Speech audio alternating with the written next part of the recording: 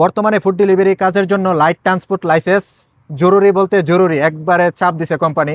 তো এই যে আমার ভাইটা দেখতেছেন, টাঙ্গাইলের ভাই, 2বার ফেল গেছে আপনার কম্পিউটার পরীক্ষাতে। তো কয়বার ফেল গেছেন সত্যি কথা বলেন? আমি 2বার ফেল গেছি আর কি। 2বার? আপনি রিয়াদের রিমালে গেছিলেন ড্রাইভিং জি, স্কুলে? রিমালে গেছিলাম তো আমি। এখন 2বার মানে বাইটা আপনার মনটা ভেঙে গেছে যে ভাই 2টা বার আমার ফেল দিছে, এটা কোনো কথা? আসলে ভাই এখানে এটা হলো আপনার নসিব। জি, মন খারাপ করেন না, ইনশাল্লাহ। আপনি এখন আবার কোথায় ভর্তি হয়েছেন?